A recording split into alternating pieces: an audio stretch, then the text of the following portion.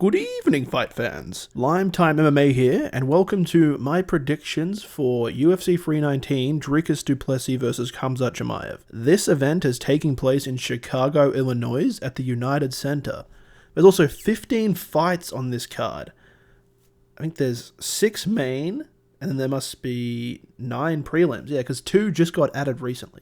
And what I'm going to do is I'm going to go through the full fight, prelims and main, but I'm just going to try and go through the prelims as quick as possible, and I'll leave a timestamp here if you want to skip right to the main card, to the bigger fights. Okay, moving on to the first fight. Alibi Idiris versus Joseph Morales. This is the Ultimate Fighter final. I did watch all of the Ultimate Fighter, and I'm going to go Joseph Morales here.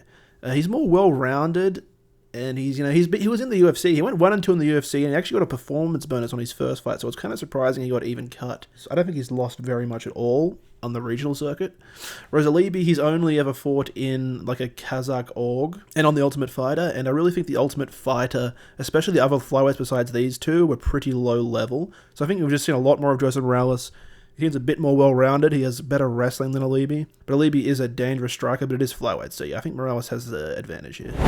And then we've got the welterweight final for the Ultimate Fighter, and it's against Rodrigo Sezinando versus Donchenko. I'm going to go Donchenko here. I just feel like he's actually a really dangerous striker on the feet. He has really good elbows and really good knees, it seems like. And Rodrigo is more of a grappler, not even like a dangerous on the ground, more of like a smudge grappler. So I think that Daniil's elbows and knees are going to be really effective against Rodrigo's style, because he's going to have to get close, and he's going to have to and then Daniil can hit him up with the really dangerous knees and elbows he has. I think Daniil will knock him out. I think in round 2. I can see him dropping him round 1, but I think Rodrigo's is pretty tough, and he might just survive, grab onto him when he's trying to finish him on the ground. But then I think Daniil will finish him in round 2. Okay, moving on to Karine Silva versus Dione Barboza. I'm going to go Karine Silva here. She's the slight favorite, and I think she's this scene's pretty close. I'm just going to go the favorite here. I feel like Karine Silva is a little bit more solid than Barboza, and Barboza, they have pretty similar resumes, pretty similar wins and losses, but I think, Silva has a slight edge. I'm going to go her by decision. Okay, now I've got Nursulton Ruziboev versus Bryan Battle. Bryan Battle's coming in as the -175 slight favorite. So Bryan Battle, in his last fight, I honestly thought he lost his last fight against Randy Brown, and that fight was 9 months ago, so that's a little bit of a bad sign, because Ruziboev is kind of a similar style to Bryan Battle, like a big, long welterweight. But I'm still going to go Bryan Battle. I feel like he's going to have a really tough round 1. He might even get dropped by Ruziboev in round 1, but I think he'll come back and just use forward pressure, backing Ruziboev up against the fence, maybe clinching and just smothering him so he can't use his range as well. And I think he'll just squeak out rounds 2 and 3 to a split decision. And people might be calling it a robbery, but I think Bryan Battle will actually win this one. Okay, moving on to Edson Barboza versus Drakkar Klose. Edson Barboza is actually the -155 favorite here, and I'm going to be going Drakkar Klose. I think Barboza is going to have a really good round 1, but I think it's pretty clear that Barboza has fallen off quite a bit.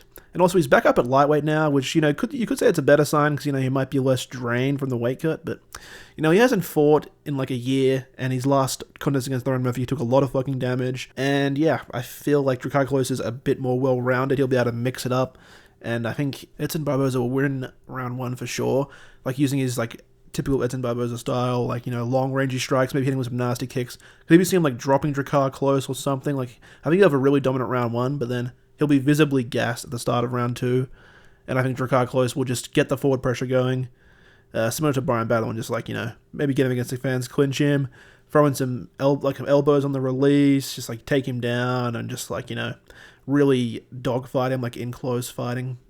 And yeah, I think Klose is going to get this by decision. Okay, moving down to Alexander Hernandez versus Chase Hooper. I'm a big Chase Hooper fan. I feel like a lot of people are on the Chase Hooper train now.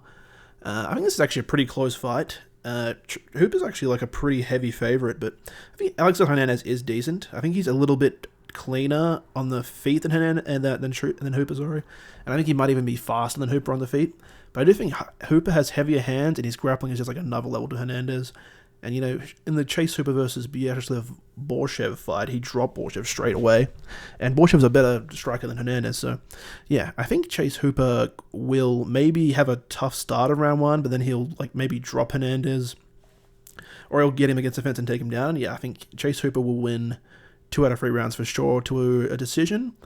Or I think maybe he'll get a sub, but I think probably decision, because Hernandez is pretty solid. I feel like if he gets taken down, he'll just play it safe on the ground, even though Chaser B is really dangerous, and I could definitely see Hooper getting a round 2 sub, but I think my official pick would be Hooper decision. Okay, then we've got Jessica Andrade versus Lupita Godinez. Godinez is actually the slight favorite here, and I'm going to be picking her. I feel like Andrade has really fallen off recently. Like, she's always been pretty wishy-washy, but I think she's actually hit a decline now. They're actually similar in age. I think Andrade is like 2 years older, but Andrade has like double Godinez's fights, and she started like 5 years earlier. And I feel like, honestly, it's not even how old you are as a fighter, it's how long you've been doing MMA that really ages you. More than any sport. Like, the more fights you have, the more you've aged as a fighter. Like, if you start late, like Angela Hill, like I think she started when she was like 28, and she's like almost 40, but she's still pretty fast and stuff, because she hasn't fought that much. Yeah, anyway. So yeah, I think we go Godinez by decision. We're moving down to Baysangur Susurkaev versus Eric Nolan. Susurkaev just fought on the Contender Series like a few days ago. So when this fight takes place, it would have been 4 days since his last fight. He's from Chechnya, so it's pretty similar to like Khamzat Chimaev's entry into the UFC, where he's like spamming fights. And also I think he trains with Khamzat, like 90% sure. Yeah, I'm going to pick Susurkaev here. I'm not really super confident skills-wise, because Eric Nolan's pretty good. He just won the Cage Fury welterweight title, which is like a pretty decent org. And like, he has a better resume in theory than Susurkaev, but I feel like Susurkaev just has such crazy plot armor. Like, training with Khamzat, on Khamzat's like title shot night, almost headlined in the prelims. I feel like, yeah, this is just like plot max for him to win, and I think he's going to get it. Like, did look really impressive on stand up on the feet, looked really dangerous, so I think Susurkaev round 1 KO by plot armor. Okay, moving down to Gerald Meerschaert versus Mikhail Oleksiejczuk. So Oleksiejczuk's actually pretty heavy favorite, and I don't really get why. Like, I get they're both pretty mid, but Oleksiejczuk is 8-7 in the UFC, and he gets like ran through by guys, like round 1 finished, like sparked by guys that the guys he loses to are always pretty good, but they're not like elite. Like, you know, Holland, Michel Pereira, Magomedov, you could say that he's almost pretty elite, but yeah, he gets absolutely destroyed by guys. Whereas GM3 also hit miss in the UFC, 12 wins, 11 losses. But, you know, I feel like he has more impressive wins, and he never gets completely ran through. And also, he hasn't really gotten KO'd that much, and I feel like Mikhail Oleksiejczuk's best way to win this would be like an early KO. I think what's going to happen is what happens. I've seen it happen multiple times with GM3. He's versing like a heavy striker. He gets dropped, almost finished, like completely fucking destroyed in round 1.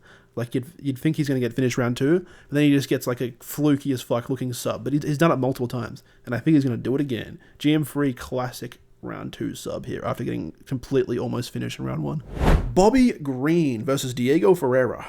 Diego Ferreira is the moderate favorite, coming in at -200. I'm going to be picking Ferreira here. Bobby's chin is just fucking in satin, bro. It's completely fucking gone. Ferreira hits pretty hard too, and he's got a lot of finishes, subs and KOs, so I think he's either going to knock King Green out cold, or drop him and then sub him in round 1. I think Bobby might retire after this. I think his chin is just too completely gone.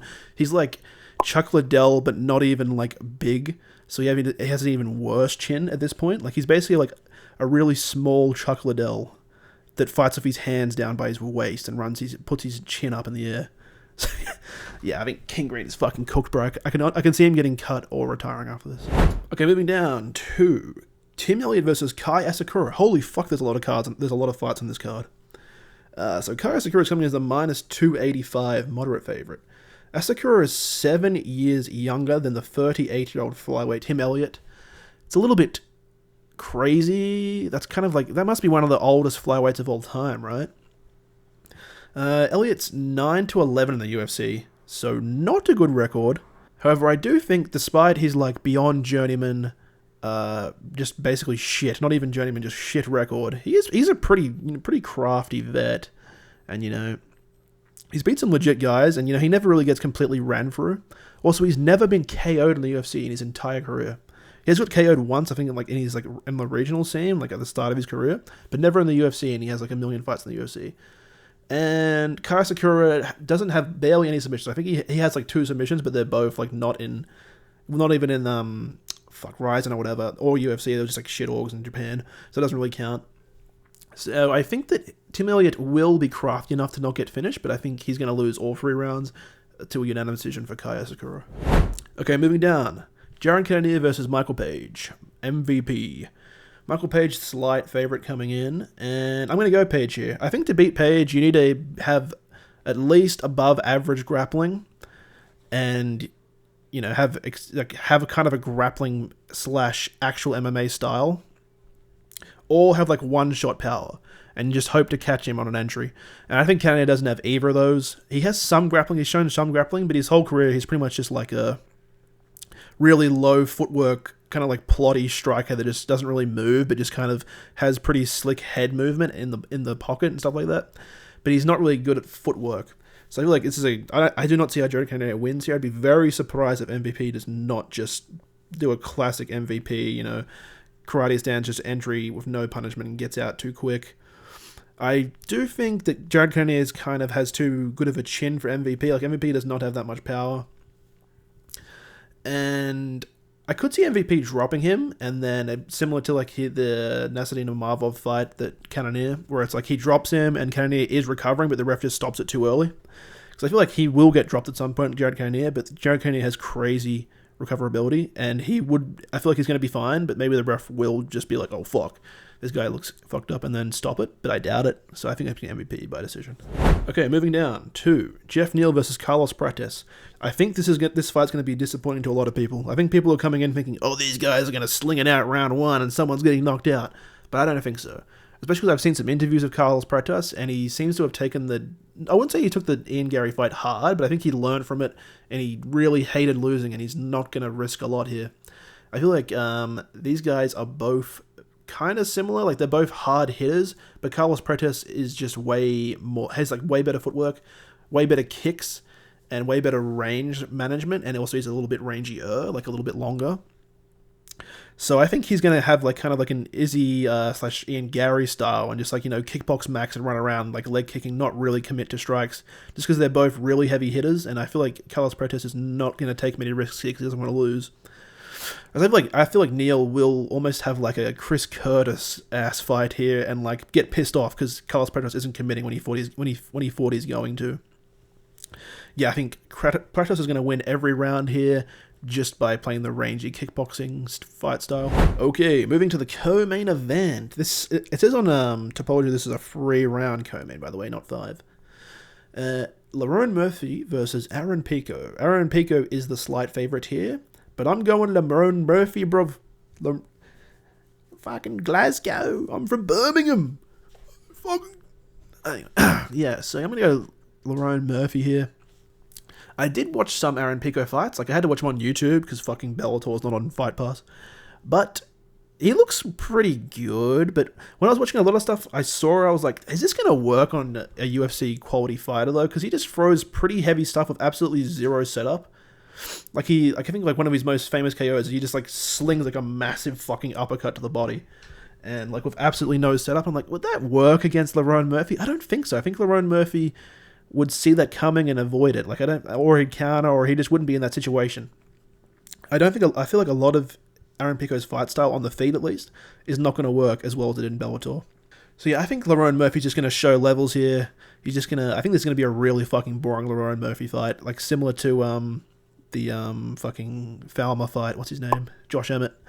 I feel like Lerone Murphy is going to win this in the same way he won that fight with Josh Emmett, by just like, really barely getting more significant strikes. Like, the later bit of Izzy's title reign where he got a lot of slack. And I could see Lerone Murphy winning this and not even getting a title shot, even though that's being presented as he would win. If he wins, he's going to get a title shot, because Dana's going to be like, okay, that's 2 fights in a row. You've had this really fucking shit fight style. We're just going to give the title fight to the winner of John Silva Diego Lopez, because Lerone Murphy's a fucking cunt. I could see that happening. Like, I could see Lerone Murphy winning this in a really boring fight. And he's like, I'm next for the title, bruv. And then Dana at the post-fight conference is like, well, it wasn't a barn burner. And then he just doesn't give Lerone Murphy the title shot. But yeah, I think Lerone Murphy's he's too high level for Aaron Pico. His movement's too good. His takedown defense is too good. Aaron Pico doesn't even have kicks. I really remember just going to leg kick and jab max. Maybe I don't even know if he's going to clinch much. I think he's just going to jab, leg kick, teep, circle, just avoid Pico and just win a really fucking boring decision, and then not get the title shot that he's pretty much been promised if he wins. Okay, moving to the main event. Probably the most anticipated fight of the year so far. I think Ilya Islam might be up there as well. Ilya JDM might be up there as well for me, because I'm a big JDM fan. But this is probably, because Ilya Islam's not going to happen this year, 100% not. Maybe next year. But then this and JDM Makhachev are like the two most anticipated fights of the year for me. Also, the Tom Aspinall actual heavyweight fight's going to be good, but I don't really give a fuck about Cyril Gane, so that kind of ruins that. Anyway, I'm going Dricus here. The thumbnail is true. I think Khamzat Chimaev is overrated. I know it's kind of overplayed at this point. If you've watched other videos, everyone's saying that, everyone's saying that Chimaev, if he gets past round 1, then he loses. And they're acting like that's not true. It just is true. Everyone's saying that initially because it's the fucking truth.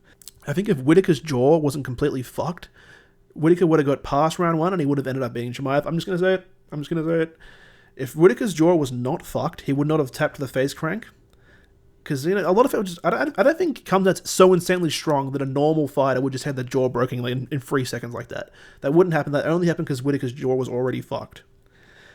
And it's not even just going past that. Dricus I feel like Khamzat is going to come out and he's going to take Dricus down at the start of round 1, like he always does. But the difference is Dricus is going to be playing on the ground. He's going to be playing grapple. He's going to be looking for sweeps, reverses. He's going to be looking to actually change position. Whereas Rob and everyone that loses to Chimaev, like Holland, what they try and do is they give up their back or they do stupid shit to try and get up and not actually engage on the ground. They're just trying to get up. They're not actually trying to sweep or anything. They're just giving up really shitty positions because they're scared of being on the ground. They want to get up because they're scared of getting submitted. Dricus du Plessis is not going to be scared of being submitted. He's actually going to be playing jiu-jitsu on the ground with him rather than sacrificing like a sweep opportunity to get up. Like, he's not going to be playing like that. That's how you get finished by Chimaev, I think. When you're not actually trying to reverse him, you're just trying to get up, because that's where he gets away with submissions, because he's like, you're giving up you could have used the gap to reverse him and maybe it would have worked, but instead you used the gap to try and get up, and he was expecting you to try and get up, and then that's how his whole game revolves around. I feel like you're trying to get up, and then that's where he finds the submissions. Whereas if you're trying to actually sweep him, and you're actually playing jiu-jitsu against him, then that's what I think will be the difference here. And I think Dricus du Plessis might even sweep him. I don't think so. But I don't think he's going to get his back taken, or I don't think he's going to be in the position to get like stream arm locked or some shit, because he's going to be actually using the gaps that he has to try and sweep. And then Chimaev has to deny the sweep rather than, he's getting up, I don't have to deny a sweep. I have to just get on his back and choke his neck, I do think Khamzat will dominate du Plessis the whole time. I don't think du Plessis is going to like get a sweep or reverse or anything, but I feel like, the way that he plays, it's going to make it like impossible for Chimaev to actually get a submission. And even if he does somehow get a face crank, he's not going to do what he did to Whittaker where he taps in 3 seconds. Like, that's not how face cranks work. If he does, then he actually is subhuman, because like that's not how face cranks are supposed to work. But yeah, anyway, I feel like Dricus du Plessis is going to get dominated round 1. Might even be a 10-8 round 1, like similar to Usman. But after round 1, I feel like Chimaev is going to be visibly gassed, and I don't think he's going to shoot across the octagon at the start of round 2. And if he does, I think Dricus du Plessis will actually sprawl and deny it. But I feel like from the start of round 2 onwards, Chimaev is going to start actually striking. But then I feel like maybe round 2, maybe Chimaev just wins it, because I feel like Chimaev's stand-up is a little bit slept on. I feel like his stand-up is pretty comparable to du Plessis'. But I feel like round 3, du Plessis is going to win it. Clearly win it. Maybe he loses round 2. I think round 2 would be very close. Round 3, Dricus du Plessis clearly wins it. And then round 4 and 5, Chimaev is going to look completely fucking dead. And du Plessis is going to look still pretty fresh, and I feel like he's going to overwhelm him. He's going to start pushing Chimaev back, and he's going to drop him and finish him. I could see du Plessis finishing him in 3 different ways too. He could drop him, follow him down, ground and pound finish. I could see him like dropping him like with a body shot, and then he's like slumped against the fence, and then he just like, has like he just hits him in the head and walks off, like a walk-off KO. Or he could drop him, follow him down, submit him. Or he could drop Chimaev and then just make him stand up and then drop him again and then like KO him like that. But I think DDP is going to finish Chimaev in rounds 4 and 5. I'm not sure how he's going to finish it. I think what he's going to do is he's going to drop him with a body shot, and then Chimaev's going to be slumped against the fence, and then he's going to have like a walk-off like hook KO, like when he's like down, like Terrence McKinney, that knockout where he's like against the fence like the fucking Five Nights at Freddy, and he's going to hit him with like a right hook and then walk off. Yeah, I can see it, bro. I can see it. It's going to happen exactly like I just said. I'm a fucking premonition king. Okay, guys, that's all from me. And if that Dricus du Plessis Chimaev fight happens like I just said, I'm just gonna fucking upload shorts and TikToks and shit. Because I feel like it's gonna happen. I can just see it in my head. Although I did think that Whittaker was going to, like, 50-45 RDR, and that did not play out like I thought. But this time, I got the right fucking premonition going here, boys. Okay, thanks for watching, and I will be uploading a recap video at the end of this event, probably the day after. So yeah, I'll see you then, and thanks for watching.